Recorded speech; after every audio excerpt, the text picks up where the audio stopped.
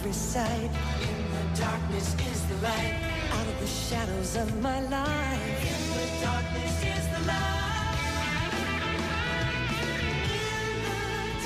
Welcome back once again to the So Weird podcast. I'm Zach. I'm Kathy. I'm Emily. And I'm Kat. And it's nice to be back here with everybody following our holiday break. Today we are talking about Season 2, Episode 1 of So Weird, Medium. This one was directed by, on Wikipedia it says Gary Harvey, and he directed the previous episode, which was the Season 1 finale, Will-O-the-Wisp. And I like both of those episodes. Yeah, this one is a bit of a fan favorite from my understanding. I like this one a lot. Me too. Yeah, I think this one is a great opener and a good example of what the theme would be for Season 2, like how Emily had mentioned Season 1 was more about Jack and Fee, and this one is more about Molly, Molly and Rick and Fee. Yeah, it lays out a lot of the concepts that the show would be dealing with in Season 2.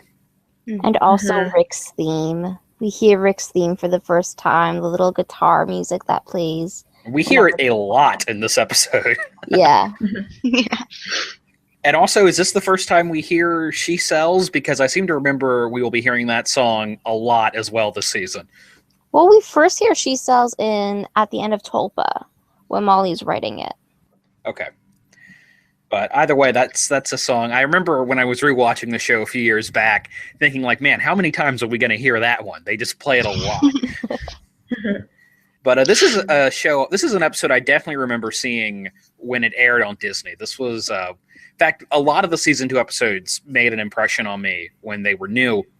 And what I really like about this one is, as a kid anyway, this is one of the first times I can remember what you would call skepticism or debunking treated in a semi-positive light on a show, which is an interesting approach to So Weird, which is not generally a skeptical series. You know, it's usually pretty open to the supernatural concepts as approaches just by the nature of the show. But it is nice to see it treat skepticism with a fair hand. Yeah, and before we get too much into it, maybe we should provide a summary. So this episode titled Medium is about Fee going to see a medium in order to try to contact her father, only to find out that the medium she sees as a fake debunked by the real deal. Though we don't know he's the real deal immediately. No, we find that out later. Yeah, and, interesting thing. Well, first off, that opening narration from Fiona is definitely one of the saddest ones from the whole run of the series. Yeah, I mean, it starts off with the really sad Rick theme, and, at the end of her monologue, she's saying, it's worth a try. Like, is it so wrong to hope? And, her hope throughout this season is just to contact her dad. Yeah, and it's a beautiful overlay with all of these pictures of Rick, Molly, Fee, and flashbacks to the videotape that we saw in Season 1, Episode 3, Memory, of that tape of Molly and Rick playing with little Jack and Fee in a swimming pool. It's such a sweet opening. Mm-hmm. And then we get to Molly looking at a picture of Rick, and then it cuts to Fee looking at the exact same picture. You can tell they're both thinking about him and still grieving him. But they're doing it separately. Yes. And so at the end, it's nice that they both come together and are able to grieve. Yeah, and a lot of good Molly moments in this episode. I sometimes felt like she was underutilized in Season 1, especially towards the end of Season 1. So it's nice to see her having such a big role in the Season 2 premiere. Yeah, we really see Molly as a broken character in this episode, because she keeps hearing Rick and keeps seeing him, and she eventually has like a meltdown while she's recording her song. And then at the end, we hear her say, like, I can't even fix myself. So, in a way, she's admitting that, she's a little broken. Yeah, it's really sad and very well done. Mackenzie Phillips does a good job on this episode. Mm-hmm. Yeah, it's such a beautiful episode. And it's become more meaningful for me because I just lost my dad unexpectedly about 1.5 years ago. Oh, wow. So to go and rewatch that scene when Fee's trying to hold on to these memories of her father and her mom just can't deal with that at the moment. And Fee asks her mother, like, don't you want to talk about him? Isn't this what you want? And her mother just says, I can't have what I want. It's such a poignant moment because after my dad passed, all I wanted to do was look through all of the old photos and all of his things. And my mom just couldn't handle it. Like, she looked at a picture of my dad and started throwing up because it was just too raw for her. So I really relate to Fee and Molly in this episode a lot. Wow. Yeah, it really, illustrates how people grieve in different ways, even within the same family. Yeah, and it breaks my heart every time to see the ending scene of this episode where Molly and Fee are finally grieving together, and then Jack's just outside the doorway looking like he's about to cry but trying so hard not to because he's just kind of out there left out. Yeah, in this episode we see Jack as like that supporter again, that protector. He's looking out for both Molly and Fee because there's one scene where Molly's staying up at night and Jack comes and notices that she's kind of sad and asks what's wrong, and then towards the end of the ep, Jack goes to Patrick, the medium, and confronts him about how he hurt Fee. Though off screen, I wish we had seen that Me too. conversation between Jack and the medium. Yeah. I don't know. I kind of like that they leave it to the imagination because I wonder what they would have made it really a little watered down on the show. But now I can imagine him like cursing him out and stuff. Well, yeah, he does all the say. medium says is that, oh well, I won't repeat it because it was rather colorful, and I do like how that leaves it to the imagination. But I wish so badly we could have gotten like a deleted scene of that as a DVD extra or something. Yeah, too hot for the Disney Channel. And another thing, I just want to mention this has not a big role in this episode, but what is up with Fiona's friend Candy, who we've never seen before, nor would see again? Well, we do hear her mentioned a few times. Like in the episode Listen where Fee's emailing with her, IMing. Yeah, she's mentioned, but I don't think we see her again. But I'm guessing she's just like a local friend. Yeah, she lives in Hope Springs. A Hope Spring friend who's I don't want to say opposite of Fee, but they kind of seem like opposites. But I mean, I guess it shows she's a good friend for being there for Fee at the seance. Totally being freaked out by everything. But it is a little hard to imagine Fiona being friends with this very stereotypical girly girl who wants to go to the mall and is talking about the cute guys and is super energetic. He likes malls and cute guys too. Mm-hmm. Yeah, that's why I didn't say. I don't want to say it's so opposite because we've seen in episodes her like talking about makeup and times. She's gotta have somebody to go shopping with other than Molly. Yeah, but she does kind of come out of nowhere in this episode. Yeah. Yeah, and then she goes nowhere. I feel like it's really weird that they made up new friends for Annie in season 3 instead of bringing back Candy. Well, I got to tell you, when I was watching this about a half an hour ago, I was doing something else in another window, and this blonde girl pops up, and my first response is like, wait, is that Annie? I was confused there for 1 second. Yeah, Jenna Lee Templeton is the actress playing Candy, and I have no idea if she's ever done anything else. Mm-hmm. It might have just been like with the first Rick they had, where they just pulled somebody in and be like, hey, say these lines. Yeah, she has 6 total credits, mostly television, so not a prolific actor by any means. Probably just some local Vancouver person. Yeah, and another character they introduced in this episode that I would have liked to have seen brought back is Patrick Raymond, who is first introduced as a debunker, and we later discover has, or at least had, some sort of medium powers. And it's really interesting to see his interaction with Fiona. I also really like his story that he has of having this power, and when his wife died, his power also died. Yeah, so there's this link between the two characters over loss, losing somebody they love. And that's kind of, I agree. He's probably my favorite, single episode character from the show. I think he would have had a lot of potential if he had returned to see him interact with Molly, because they lost as adults, Mm-hmm. Though I think it is interesting they never say how his wife died. He is talking about it and then just trails off. So we're kind of left to wonder, oh, was it cancer or a car wreck or something sudden like that? Wow, I'm loving how you guys are digging all this insight into this guy, because all of my life I just thought of him as a giant jerk, and I was glad when he was gone. But it's cool because it's like after his wife dies, like he tries to talk to her again through other mediums, but they're all fake. So now it's like his revenge for her or himself or something to expose them. I really love that sequence where he quote unquote debunks, pulls the cameras out on the phony medium, because, you know, I mean, as somebody like myself who has an interest in skepticism, people like that are generally, I think they're like the worst people possible because they are really preying on very sad, vulnerable people. And so I do appreciate, you know, out of all the things so weird it has thrown out there and said, oh, well, maybe this has some basis in reality. This is like one of the few issues where they come down on saying like, no, this is bullshit. This is definitively untrue. Have any of you all ever been to a medium? No, but I have a friend who has and like swears by it. Yeah.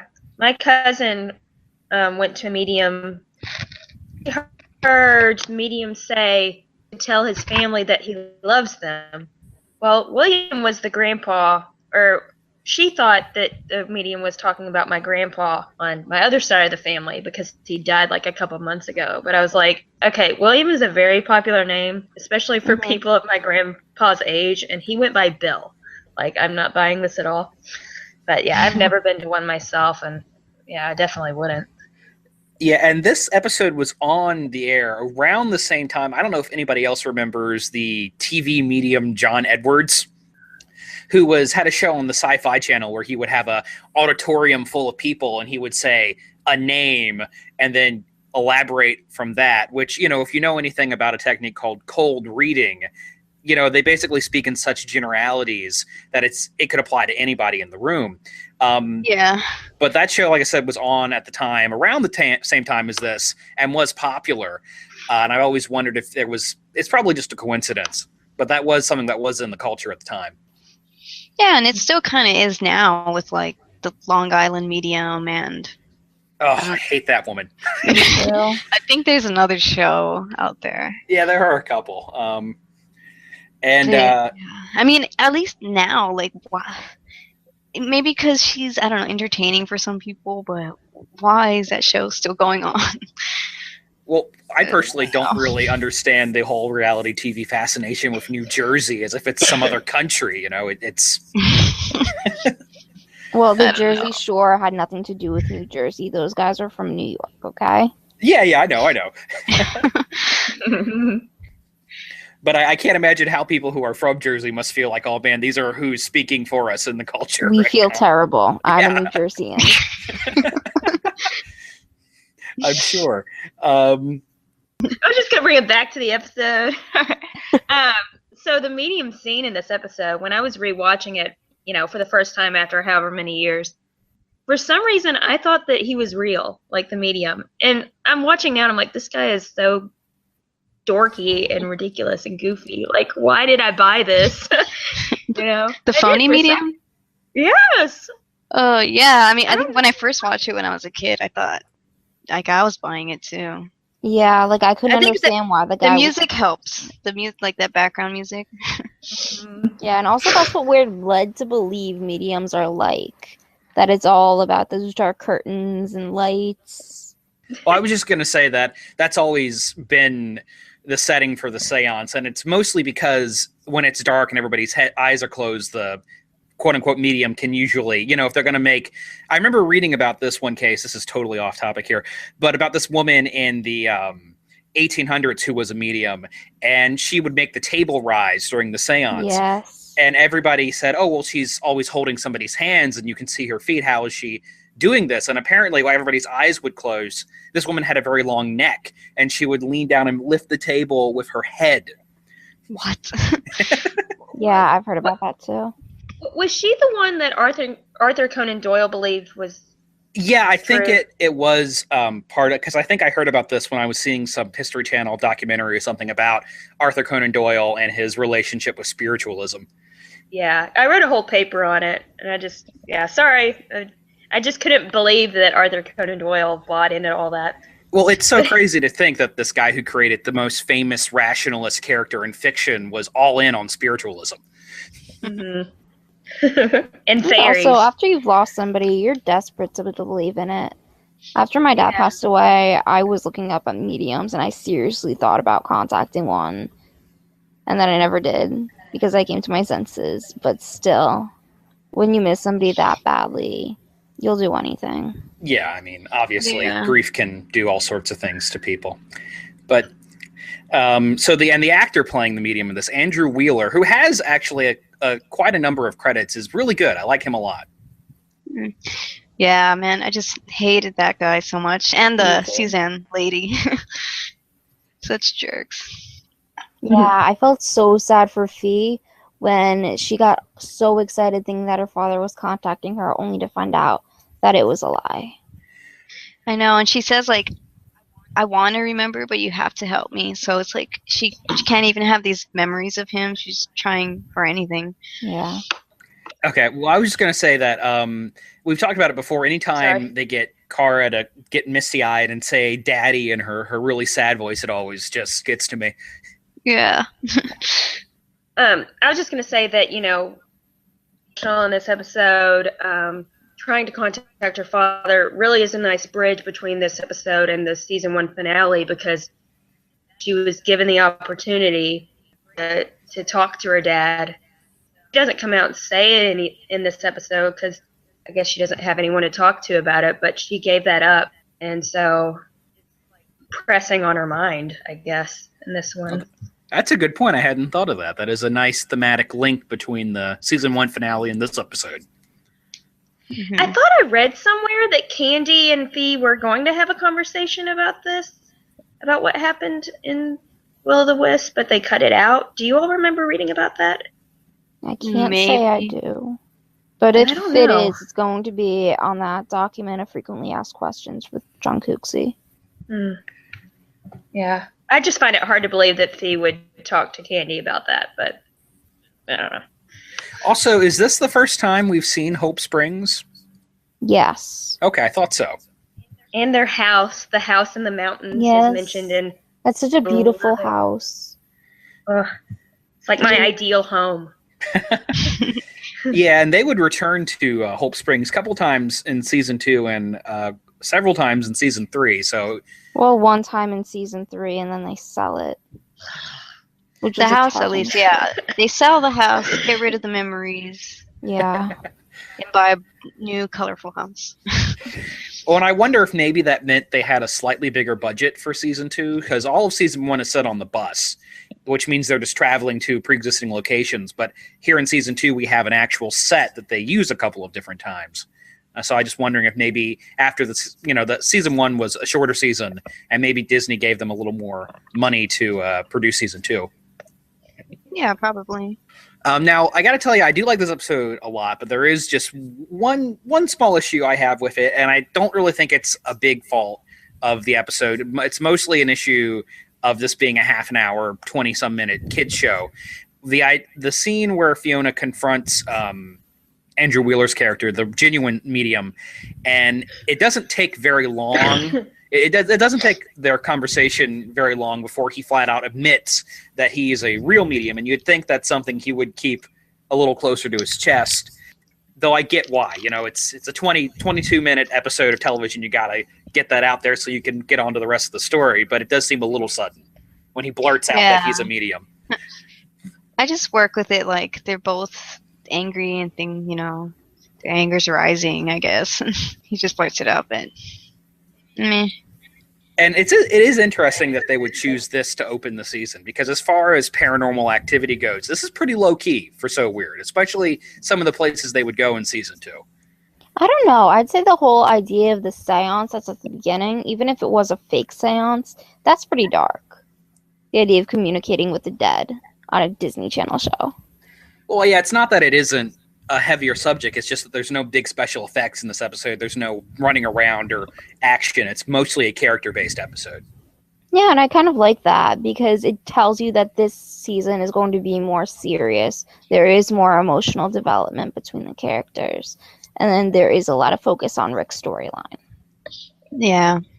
I wanted to bring up in the beginning when Candy and Fee are talking, Candy's trying to like let her know that it might not work or maybe we shouldn't go to this, but Fee like blurts out that she's not giving up. But then it's sad because she gives up later. Yeah. I mean, I guess it's okay because she eventually talked to him, so. But yeah. Well, Candy just really seemed eager to get to them all, so. And, small role from Jack and Clue in this episode. Jack's in two or three scenes, and Clue is in only one, I think. Yes, and my favorite part about Clue in this episode is that he's seen skateboarding while Fee's having that conversation with the real medium. It always brings back memories of Brink, even though it's a skateboard and not rollerblades. Yeah, I like how he's there to support Fee. Yeah. Well, increasingly, rewatching the show for this podcast, it's like that's what Clue does a lot. He's like Fee's adventure buddy. Yeah, that's why I always like the idea of Clue and Fee eventually getting together. But they just don't realize it yet, I ship it. Well, and even though Jack is only in a few scenes, he does have that really good conversation with Molly that we've already talked about a little bit, where he mentions the no music after midnight rule. Oh, yeah. Which is a cute bit of dialogue. But, everybody's really giving strong performances in this episode. What do you think of Molly having visual flashbacks to her time with Rick? I love that so much. I think it goes well with her, that power that she kind of has where she can see the future, but like literally see it. But now she can like literally see Rick or past events of Rick. I like them a lot. Yeah, and it's kind of ambiguous about what's happening there because there's this idea in the episode that Rick is kind of floating around and Fiona and Molly are maybe getting some, I don't know if it's meant to be like he's directly speaking to them spiritually or if just being back at home is causing them to feel and remember and think things. Yeah, I've always wondered that too. I think it's more that he's haunting them as in they're just thinking about him a lot because they're back home, as all the pictures are around, so more now that they're back. Yeah, and that's probably what it is, but then again, throughout, even in season one a little, in this season, there is this theme of Rick trying to communicate with Molly and more so Fee. Yeah, if he is, he's being a little bit of a jerk about it, Kind of like that, the second episode. Where, he should have just downright told him an accident was going to happen. Well, assuming that was even Rick, we still don't. That's one of the unsolved mysteries of So Weird. Who was sending the psychic emails in the second episode? It had to be Rick. I'm believing that. I mean, you just assume that's who it must be. I was going to say, this is a pretty heavily liked episode. I think this one, when we were doing our fan polls earlier, or I should say when Emily was doing the fan polls last year, this is a one that was always pretty highly ranked. People like this one a lot. I just think this episode really, like the ending of this episode really makes it stand out for me. It's like, while watching the episode, maybe it's not, I'm like, oh yeah, this is pretty good, but then the ending hits you and it really packs a punch, especially that last shot of Jack. When I saw that, I totally forgot about it happening. And like, not now, but once again, the first time I watched it after however many years, and I like gasped because I wasn't expecting it. It was so sad. So that's why I think this episode breaks for stands out. Jack. Yeah. Well, it is sad because he feels like he has to be the supporter. He has to be strong for his mom and for his sister. So it is touching whenever you get to see him have an emotional moment like that. Exactly.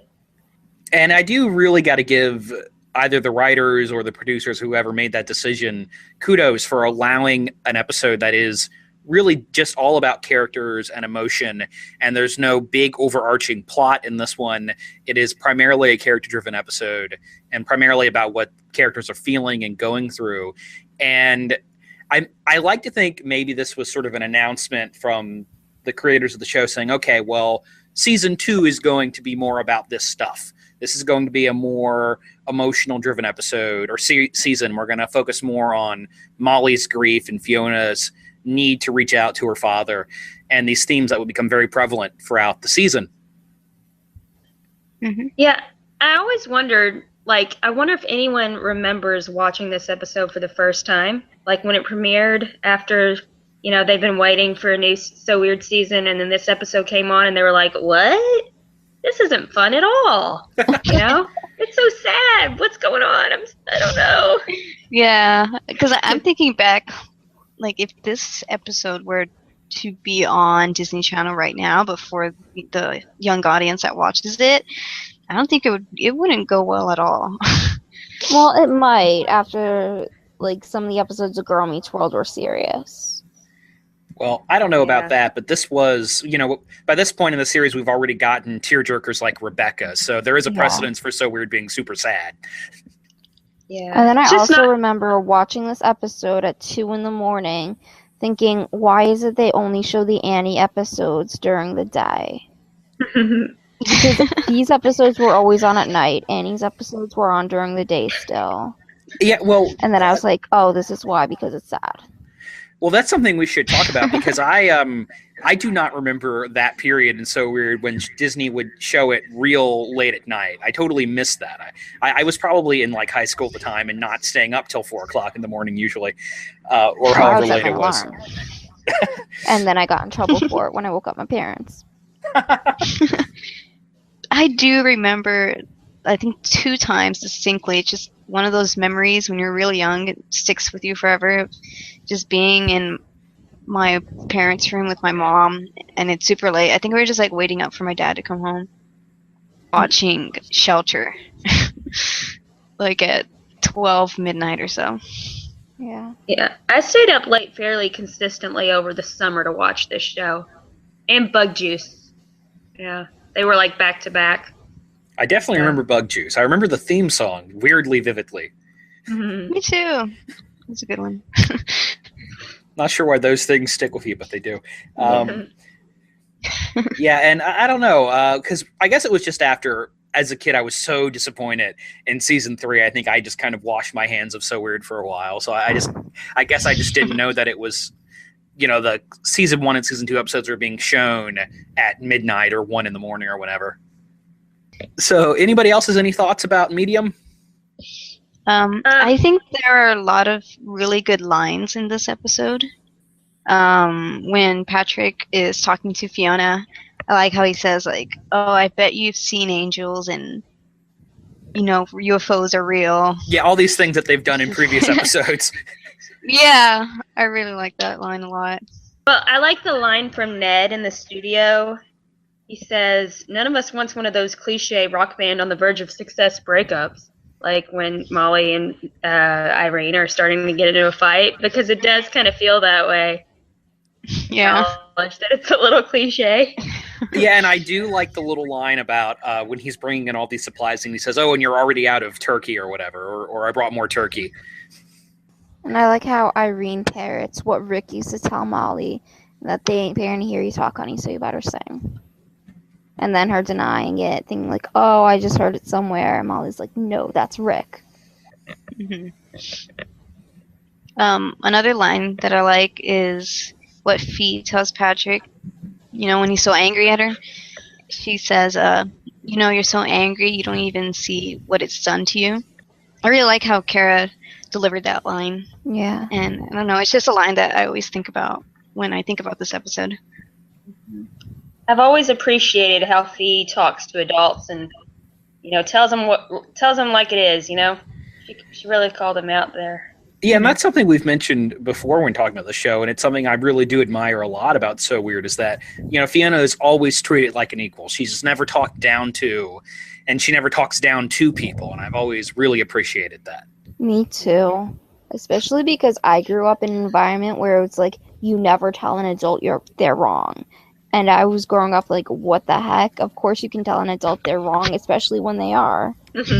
Well, my mouth always got me in trouble as a kid, so guys, I did find out about I was saying there was something about Candy and Fee telling Candy. Oh, yeah? About what happened in Will-O-Wisp. I just realized someone who was on the old, Conrad's Hideout website posted a document for the episode Mirror. Do you remember seeing this, Kat? Yes, I do remember. This was apparently the early version of Medium. Wait, what? Yes. I I don't know. remember that. Yeah, it is. It's on the forum under the From the Cast and Crew board. There's a link called John Cooksey's Stuff, and it's on there.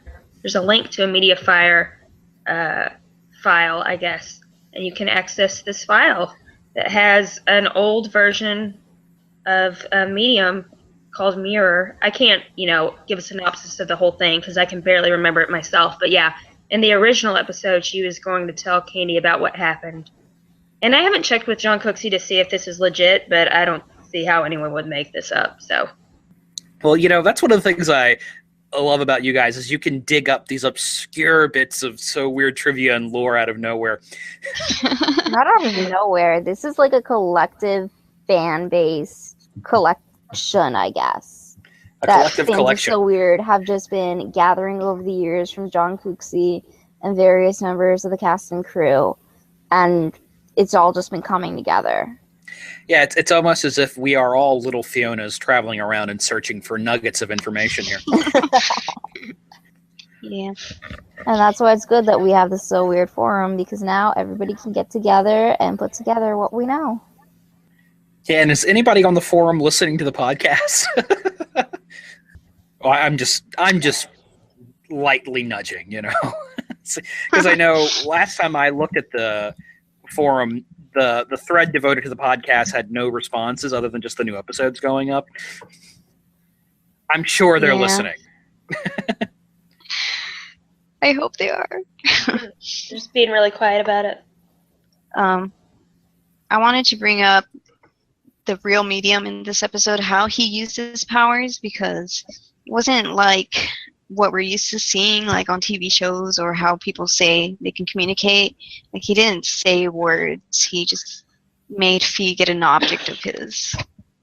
And then she started, strumming and did the Rick theme, which I thought was really cool how they incorporated all of that, like his power, the theme, and it being a way to, say hello to Fee. I think Rick would have more to say.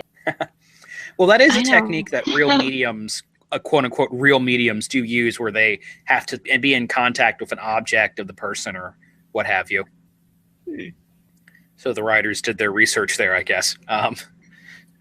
They also use it again a little bit later on season 2 in the episode Mutiny, where they communicate with the captain's spirit through the piece of driftwood. Yeah, it's interesting. Well, are they really communicating with the captain's spirit in that moment, or is he just kind of possessing? Well, through possessing, you're kind of communicating. Like, they get flashbacks to his life. Yeah. Or his death, rather. You're right. Is there anything else we want to talk about in Medium? We still going on this? It's a good episode. Solid character developments. Yeah, this is a strong one. I'm just, in love with the whole last 5 or 10 minutes. Yeah, me too. I love how there's no audio, them talking, making it more emotional, and then Molly being so, I blame him and all this stuff. It's really great. Yeah, all you can hear is the rain hitting the windows. Mm-hmm. Very nice. Yeah, and as I've said, that's what this is really just an episode. It's not about, big events. It is about these small character interactions. And like I said, it's just kudos to the writers for really daring to do that on a kid's show, on a show aimed at 10 to 12-year-olds. And I think that's why, however many years, probably 15 years later, we're still talking about this show because it had the guts to go to serious places that most quote unquote kids show at the time wouldn't do, and a lot of shows today wouldn't do. I mean, I know have we talked about any time on this episode about the degradation of the Disney Channel and how it's just nowhere near as sophisticated now as it used to be. Because if you haven't heard that from us, go back and listen to any of the other previous episodes. Yeah, so it's really a show that you can grow with. And I think that's why I keep finding myself going back to rewatch the series time and time again and always get something new from it. And like even especially during the past couple of years after losing my own father, this show has become even more important to me than it already was. I don't know if it's so much we've grown with the show. I just think the show was always that good. Yeah, it has been. I agree. All right, we ready to lay out our ratings for this one? Sure. I definitely gave it a 10 out of 10. Wow. I like emotion a lot, and I like when episodes are really sad. Well, I was just going to say that when I was doing my rewatch 2 years ago, I gave this one a 7 at the time, and I would bump that up to an 8 now. I feel like it should be an 8.5 or a 9. I love the emotional content of it, but it loses points because the medium is a jerk and there's not enough clue. Clue is an essential part of the So Weird experience for you, Kat. Yes, he is. And what about you, Emily, who doesn't do ratings? Well, I love this episode. I think it's a great season opener, the best one of the show, obviously. Well, the first one's the pilot, so it just feels like a pilot to me. And then season 3 is an abomination of an opener. So, yeah, and yet, that's still one of the best episodes of that season. Don't even. Anyway, so yeah, this episode's really good. I don't know if it fits into my top 10. We'll just have to see. But it's very strong, especially the ending. Wait, I'm looking at my top 10 here to see where it, because I I have this actually at number 4 on my top 10 right now. So wow. So it's pretty high up there. And yeah, this is one I like a lot. Yeah, I think this would be my number 3 or so. I don't think it made my top 10 list. I like it, but there's so many other good episodes too. Yeah, I've got this one between Angel and Strange Geometry. That's where medium relies for me. Yeah, I didn't know why I never thought of it before, but Netflix has like a request a title option. And since I believe they're showing some Disney Channel shows on Netflix now. They are. Yeah, Yes, so I thought, well, why don't we all just send in a So Weird request? Because I know a lot of people have sent in Disney Channel, just the network itself emails about the show, and we just get like the generic, oh, we've got your email and maybe we'll get back to you or whatever. But I don't know, maybe it's probably a long shot, probably won't work, but if enough of us, demand So Weird to Netflix and Netflix demand So Weird from Disney, like maybe it'll happen. As long as they don't ask John from the Watch Disney Care team. His name is a lie. Do not trust him. He does not care. Well, I didn't know if there were any Disney Channel shows on Netflix. There are. I think they're mostly modern day Disney Channel. They may have Hannah Montana on there too, but I don't know about that. They also have like Girl Meets World, Good Luck Charlie, Best Friends Whenever. Oh, all these shows I don't watch. Yeah.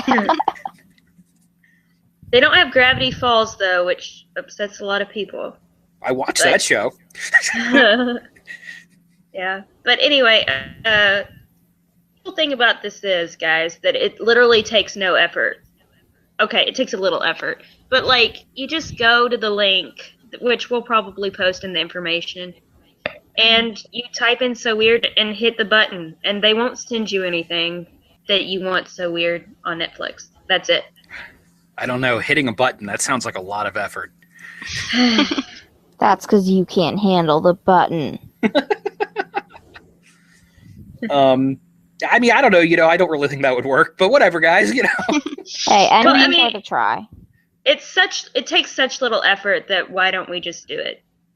Just do it, guys. Please. I keep waiting for Disney to launch their own streaming service because I feel like it's coming at some point. It's gonna cost like $40 a month.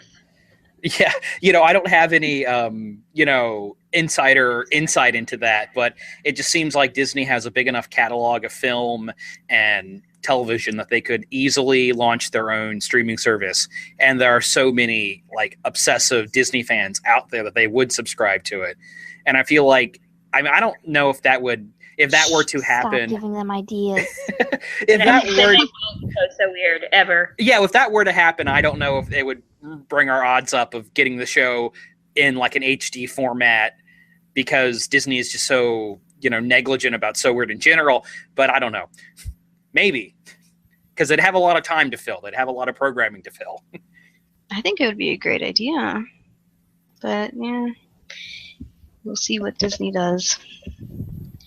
Yeah, I had mentioned it in our group chat how Girl Meets World got canceled. And there's a bunch of petitions out there. People want Netflix to buy the rights to continue the show, or Hulu, or they just want some continuation of it. Yeah, and I had no idea there was such a passionate following for Girl Meets World, of all things. I knew that it was a little big, but I didn't know how big. But yeah, now I know. Which makes me think, like, I wonder why it got canceled in the first place. Well, I mean, who knows? I guess There are low production. ratings. Yeah, I mean, there are production costs and stuff like that. Most so who knows? Disney Channel series only do 3 seasons. It's just the most popular ones that get to 4. So it's like they don't have that 65 episode rule, but They still do, basically. yeah. I think that Disney Channel's been losing a lot of money these past few years. So even if it was very popular, I think it did cost a lot to make for them. So they just had to cancel it. Well, something I don't understand about Disney is why the main Disney Channel became the place for the lowballing, tween girl targeted sitcoms, and all their good shows are ported over to Disney XD, which a lot of people, I mean, maybe now, but like for a long time, a lot of people didn't even know what Disney XD was because it's buried up in the 200s in your cable package. The same reason why when you go to the supermarket, you have different razors for girls and boys and totally different things based on gender, because it's easier for them to target specific demographics. And I think that if they can target specific demographics, then they can increase their profits. Well, I get that, but Disney has these hugely popular licenses under their house label. They have Marvel and Star Wars, and you would think they would want to put that on their main channel. Because, I mean, it's the Disney Channel. You'd think that they would want the big names on the actual network that everybody knows about instead of porting them over to the action-oriented, Disney Extreme that most people probably don't even know they get. It doesn't make any sense to me. That's Disney for you. Yeah, because when people hear Disney, they probably think of, like, Disney princesses. Yeah, I don't know. I don't know. The Disney fandom's huge Yeah. and crazy. Well, anywho. Yeah. So feedback. We actually did get a lot of feedback, so I don't know if you want me to read everything or not. Read it all. Okay. And welcome to any new listeners we gained over our break. Oh, yeah. Yeah, sure. I did tell people, we were taking a break, so catch up. So maybe someone did. Hi. Okay.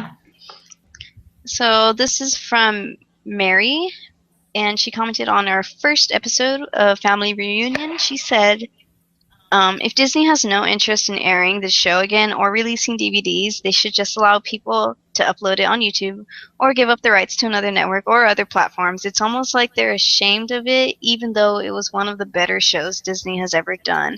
Can we go back to the 90s, early 2000s, and just stay there? Thanks for doing these podcasts. I miss the show. Agreed. I know, I love that era. I want to stay there forever, too. The late 90s, So I early wanna know- 2000s, when I didn't have to worry about taxes or property insurance. Anywho. I want to know, But they brought up rights to the show, and I'm just thinking, has rights to like anything? Do you No, know? I don't think so. No. No. I Because- mean, let's be real, guys. That's not going to happen. Like, I think it's I because want we it to think happen of more than anything. But other networks that have done that, and so we think, yeah, Mhm. Disney should do that too. But yeah, I don't But think Disney they doesn't have. sell the rights; they buy the rights. Yeah, you don't get to be a corporate powerhouse by giving away the properties you own. You hoard that shit. How sad. yeah. So for episode 2 website, she said, "Part of me wishes this show was on Sci-Fi or something so they could have gone with the original plot for season 3, but at the same time, I never would have heard of Alex Johnson if it weren't for this show." But yeah, I wish something would have happened with the original plot. Yeah, me too. I think we all did. Yeah, we all want to see the all want to see the original season 3. She also commented on episode 8 about Strangeling. She said, "I'm still so bummed they didn't go with the original plotline for the 3rd season. It was a good season, but with everything they were hinting at throughout the first 2 seasons, the last season was a serious letdown, especially considering Fee was barely even in it, which she actually wasn't. I think the episodes with the family's backstories were my favorite. The other episodes with paranormal things randomly thrown in were good, but it was more interesting diving into both the families' pasts." Okay, now what is the name of this person? Mary? Mary. Okay, well, wow, thank you so much for commenting on so many of our episodes. Yeah, I think a lot of us like the episodes that are, targeting more like character development than like the, what are they called? Monster of the Week episodes? I don't know. Yeah. Well, I like both because Well, yes, Zach, you would. well, if it didn't, I mean, if the show didn't have the monster of the week or the mystery of the week element, I never would have watched it. So, but obviously, I love the characters and the relationships. So that's a big part of the show for me as well. Yeah, I mean, as long as there's a good balance of both of them, I mean, it makes even a better show to have good balance of both of them. She also commented on episode 9, Rebecca.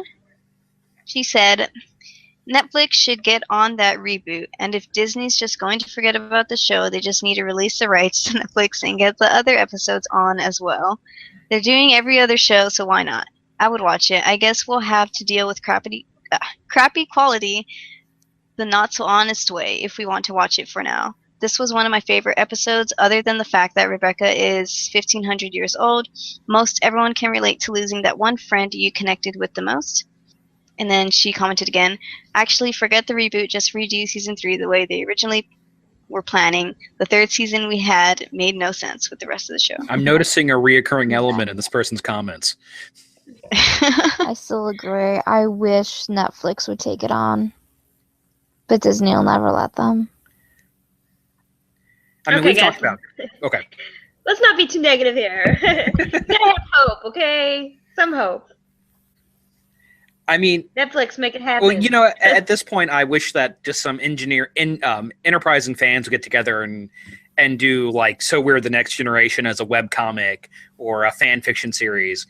Well, something a little that'd be cool. fancier than that, Because I know if they actually like tried to do it as a video series, obviously Disney's lawyers would squish it immediately. So like a webcomic, I think is maybe our best bets.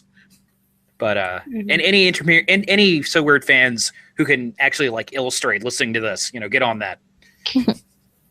That's what we need. Yeah.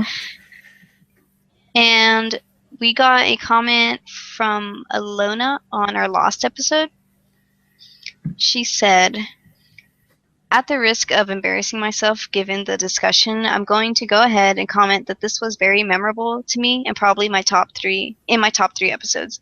I really thought it was a beautiful episode, and I was convinced enough at the age of 10 that this was all very feasible, so in some ways it appeared more realistic than other episodes. The emotions conveyed by the guest characters were very affecting to me, and the idea seemed very original too, compared to, say, a mermaid or vampire episode.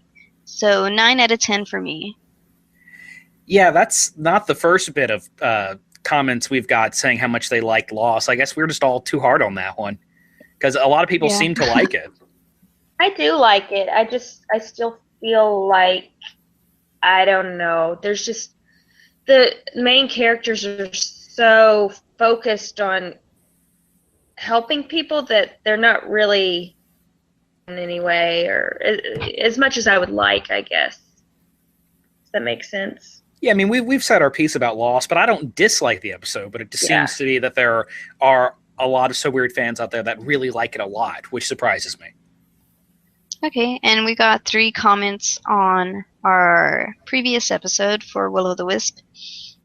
This one's from Kanisu. He said, "Hey, you remembered I was the fan art guy. Yay, I've got plans for lots more So Weird art, too. I've just been distracted by another project lately, but when I do get back to it, my next subject will have to be Jack.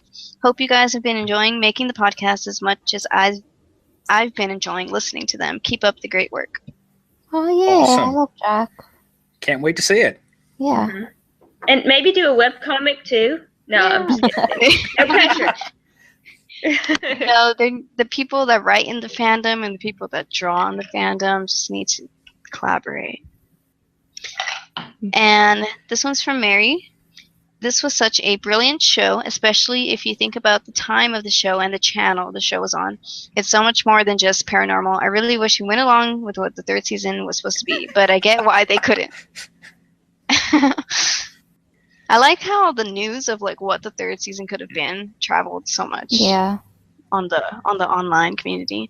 Well, I think there were a lot of people who were disappointed in the season 3 we got, so we've all kind of, the So Weird fandom, being as insular as it is all sort of circled around that, those tidbits we've gotten about what season 3 was meant to be originally. And this one's from Alona. "My top 5 episodes are 1 Rebecca, 2 Lost, 3 Angel, 4 Will-O-the-Wisp, 5 Memory. I really think I went for ones that just stood out as emotional and very different from other shows I had seen." Yeah, well, there's another vote for Rebecca as the season 1 favorite. My goodness, that is a lot of feedback. We go away from a month and people actually talk about us. Wow. Yeah. Yeah, and I think that's all the feedback. Well, I love to hear from people because I'm just, on my other shows I do, nobody ever talks to us or sends us emails or feedback or anything like that. So it feels awesome to actually hear people say that they're listening to the show and they are following what we're talking about and they're fans of this as well. So that's really great. And hey guys, keep it coming. I love to hear feedback from our listeners. Mm-hmm. Thank you, Yeah, I guys. second that. All right. So are we wrapping up? Yeah, I think we've said everything. I've said all the feedback. I'll be posting this on all the social media, so like everything, retweet, reblog, comment. All right. Well, this has been the So Weird podcast. I'm Zach. I'm Kathy. I'm Emily. I'm Kat. And we will hear from you again soon. Keep the faith. Hi.